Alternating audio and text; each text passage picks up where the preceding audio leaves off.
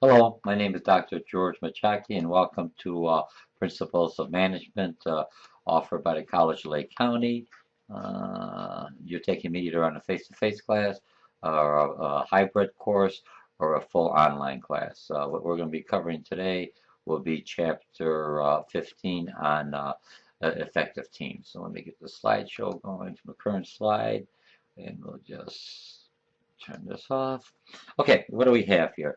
We basically have, if I'm looking at effective groups and teams, from a managerial perspective, a middle manager's perspective, you have to have the processes in place in creating groups and teams, and that has to be part of the whole culture of your organization. So let's start the question. Should business and friendship mix in the workplace? If so, what degree?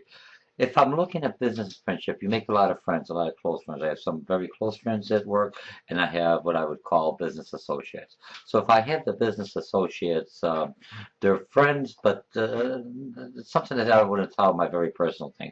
Try to minimize your things to having business versus personal friendship. The problem is when you're working with someone and you're very close to him or her, and if the relationship may go sour, you have to be working and collaborating with that individual. It makes it a little bit harder to get your job done as a manager or even as an employee going forward. Okay, so big picture. Groups and the teams. When we talked about the leadership in the previous chapters, most of the companies, or majority of companies, we all work in teams. So when I'm hiring you, even if you're an accountant, even if you're a customer service, any, or even working behind the scenes with logistics, you still will be involved in teams. Because if I'm looking at this group synergy, it basically means I take all the components of all different individual diversity and I make it to make the process. If I'm looking at coming up with a brand new product for a client, I can't just say, hey, I'll have it by Tuesday. If I'm in sales, I got to talk to production, to employees, to engineering to make sure that all this happens. And then when we come up to cost, all these different factors have to be in there. So you're going to look at different types of teams, group dynamics, group norms. And if I'm looking at all this, this is how you're going to have to look at when I look at group norms. Each team's I'm not look. You get hired and you're working with a different functionality or a different team. I'm in marketing, I'm in sales, or whatever. But then I'm a part of a cross-functional team. So then, and a lot of times as a manager, you are the one that has to bring this cross-functional team from different disciplines and get them to working together so they have the group cohesiveness, they have the same goals and focus, and they're utilizing all the skills and knowledge to meet the organizational goals. Okay, so teams, all teams are groups, but not all groups are teams. So why do organizations need groups and teams? Basically to achieve. You can't do everything by yourself. You need other individuals. So when you're in a group or a team, if you've done some teamwork at the college, and if you're in this course, you're definitely going to be doing some teamwork. You're going to be doing a online teamwork since this it's a hybrid class or even a face-to-face class. I'm going to put an online component so you see how you do a virtual team. But you need the teams to work forward, and you need the teams because this is how organization works. Because it brings all the resources from everyone, a different perspective to get the best product out of it. But as a manager, is how do I get them going?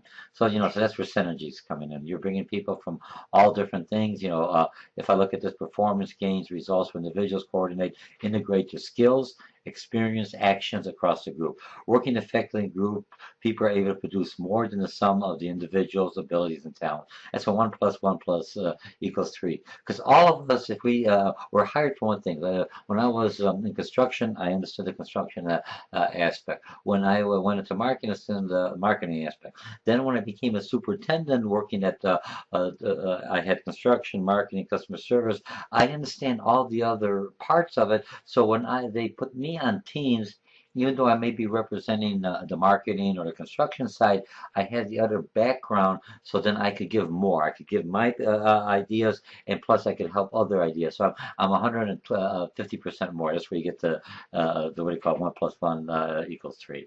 Okay, and they had some examples in here: types of team, time management team, research and development team, command teams are really department or unit, task force, ad hoc teams, and that's usually you have a problem or situation that I want to resolve. If I am looking at diversity diversity issue, I bring it all individual. I can bring it from different departments. How are you going to change the diversity within the organization? You have to change it by different departments, and the only way diversity or anything that's going to be changed or the balance is going to be accomplished is through management, and management basically is through the leadership, either first line, middle, and top. Usually starts on the top, and you get your marching orders, for lack of better words, and it comes all the way down. You have self-managed work teams. A lot of teams, I don't really need a manager, but you still have a focal person. It may be self-leading. I mean, we all come in, we work with consensus, but you still have one individual that's a focal person that I could relate and communicate to. So remember, even the self-managed team, you have like the team leader, for lack of better words, and you have a virtual team. Virtual team will be something like if I'm all online. I have teams all online. We meet once in a while, and then basically we are in our own offices, but we're virtually still communicating and still developing the process, sending information, developing a product line, either through Skype or different technology that's available to us. You also got top management teams, and you have all this virtual teams, clarity of purpose, face to face. Any kind of team you have to be able to know what the purpose, what is the mission, what are we supposed to resolve, and what are our boundaries, and what are the expectations of our management, other individuals for the product that we're supposed to deliver. Okay, so then we look at what drives a group's effectiveness, size of the teams. The larger the teams, the harder it is to manage. So if you look at and look at this, when you have consultants coming in and they break you a big group into smaller focus groups, for lack of a better word, and then little debate groups. So you're in a group of 5, a lot easier to talk to, and then they take the groups, each individual groups, and you compile it to larger. Otherwise, just coming up, so someone to say something in a large audience, most people will be very conservative or very quiet because you don't want to say or you can't hear. It's easier to working in a smaller group. So remember, and leadership makes a big difference. It's easier to manage a smaller group, different type of leadership skills and experience for a larger group, and the norms and cohesiveness. Okay, so you have that. Let's jump into real life situation. The hot seat, the size, smaller, better, roles, clarity. Okay, these are real group size, and all, for most teams and everything else that are very functional ad hoc. You figure 20 people are max. Anything larger than that is a little harder to maintain. Okay, so you've got that. Pieces up, know the difference. Okay, now when I'm looking at teams, one thing you have to understand with group teams, you're always going to have a leader. That's what you're going to have, and you have all the little fish following the leader around.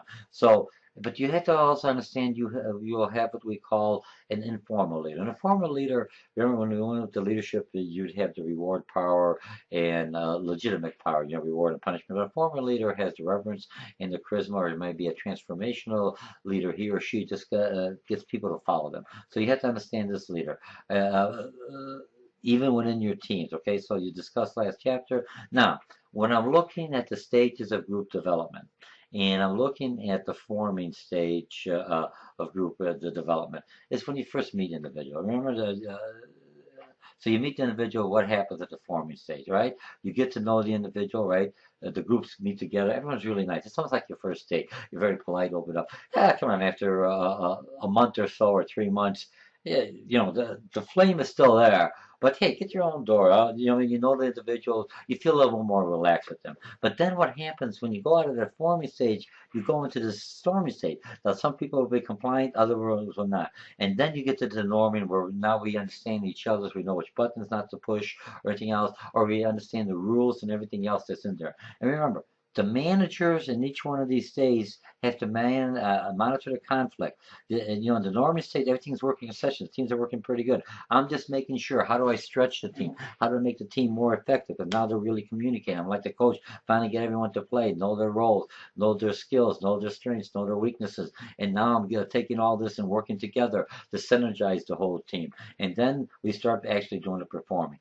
The one thing you have to remember in this whole thing is, let's just go back in here. Anytime in this stage here, performing, storming, anytime I bring a new person, we reform the team. So remember, when I bring a new individual into the team, one leaves and another person comes in, I am reforming the team again. Okay, so you got the group norms, and group norms are policies. Look, you have different norms and rules in my class as you would have different norms and rules in another instructor's class. You have different norms and rules at work, and if you work work part-time in different jobs. Yeah, I mean, you have basic norms, be nice to customer and everything else, but you have different rules and expectations there. And each teams will have norms and rules. Your friends and everything else on a baseball team has different norms and rules than if you are in a choir or something else. It's still a group and a norm, okay? So you have that. You have a conformity. You don't want everyone to be the same. That's the one thing that makes us, even though in a team we want people to have the same values and goals, but we still want that individuality. I don't want to be like the blend and put everyone else, shh, and here comes out all like Dr. George Mochocki. What I basically want is individuality like a syllable. So we're still individual, but still conform with the norms and the boundaries and the rules of the group. Okay. So then we have conformity. You have the group size, how much you can manage, effectiveness, group cohesiveness. After the group's been together, just like a relationship, people have been together, I can almost know what the other person's going to think. The problem with that is when you really get down the road, we're going to talk about group thing, is after a while we don't think. We think instead of an individual, we think as a group, which is good. But you need that devil's advocate. That's why a lot of times groups will bring another individual in just to stir it up so we don't just see one way. Remember, just through our vision and don't see the things that are changing in the environment. Okay? So you have that house painter, for example, paints by the hour. They paint house by house. What is the motivation to work productivity? Rewards should tie to the profits. Hey, did I notice I haven't painted anything since the last slide? Okay. So when you look at some jobs, you have to motivate them, and some jobs are in the teams. How do I get the whole project? If I ever look at painters when they come in, you have someone that comes in here, preps the full thing. Then one person goes on, they start prepping the next wall. The other person does the plastering. The other person does the sanding. Then the painter actually comes in, and then you have the finishing painting. So it's a whole process. It keeps on going. You know what I mean? So the team, everyone knows their skill. But if one is falling behind, the person, if he actually finishes, he could come back and start either painting or doing some touching up or some cleaning up. So the team works well, so they could come in and paint the house or move the furniture and everything else because they understand how each works and each is reliant to the other one. Now the social law thing is some people are slackers. When I was growing up, we would call them fat cats. Fat cats is somebody that just sits down there and takes all the glory but doesn't want to do any of the work. And remember, so you lose accountability. Once a team is larger and you have the people that are very active or the self-starters, and you have the other people that are on the end that are trying to start, but after a while, because they don't feel like they're involved in the team, they'll say, okay, I don't have to do anything because they never asked me to do anything else, so I'll just take with the glory. And that's the fault of the manager. Other people are very politically savvy social authors. They basically come into a larger team and try to be active and try to find the easiest job, or always try to say, hey, I'll work with you, I don't do any work. So those are your, I don't want to say manipulators, but those are your con men or con ladies that will basically come in there, or as we call social laughing. They're not pulling the full weight. And those you have to identify as a manager and either motivate them or get them off the team, especially if it's a cross-functional team, ad hoc team. I could just say, very good, you serve the same, you utilize anymore, and I move you out. It's not because you're in my department, you're just temporary. But that's a kiss of death if you go someplace else, because other people, other managers at my level say, why did George leave the team? He wasn't producing, he was always slowing the team down, complaining, everything else, had more questions than anything else, and wasn't really responsible to the whole issue on that. Okay? So if I look at that, excuse me for a second, I gotta just get rid of this. Okay, all right? So now, what do we have? Assume you're a manager. Okay, so we have this. Okay, trust. Remember, we talk against the trust and keys to the manager. If they trust me as a manager, it's easier to trust in the team. But when in the team, what happens in Las Vegas stays in Las Vegas. And basically, what you're going to say in Las Vegas, you do a lot of party. Not in the team, you party. But you have certain things in the team. You may be looking at a team that's doing a process reorganization. I mean, some people are going to lose their jobs. Some people are going to be transferred. So within the team, you always have to keep quiet, keep within the team. So you have to be trust that every member of the team works well within the team. But the other things you have to do within the team is that you'd have to be a communicator and work. I am basically working as a team member. Okay, so be fair, be responsive, be predictable, be competent. Okay. So terminology, is group, formal. Remember, know the difference between informal and informal group. Know what a cohesive groups is. Are group norms, conformity, deviance or defiance. I'm sorry, deviance. Defiance, group task, pull, sequential. How do you divide the work and everything else. Research, top management, 4 stages of groups. You start off forming stage and performing, and then you have at the end what you call is a conclusion. They didn't mention it here, and so what happens at conclusion whenever someone leaves or adjournment. I think that's the way I'm trying to come up from. The development stage. It's called the German. So German, when someone leaves, you give them rewards and work well within the organization. Okay, so that's about that. So we're basically, if I look at this, we're finished with this. We're doing, let me just move all this back up. This is chapter 15, effective teams, and you'll be working in teams. And I think this week I'm doing a virtual team. So you'll be doing, grouping you up in 4 teams. You go into Blackboard, and the groups, you'll find out which group you are on. That's the only group that'll be available to you. Go in there. You'll have the discussion board email, and you'll be doing on your homework for this project on chapter 15 within the book is Be That Manager.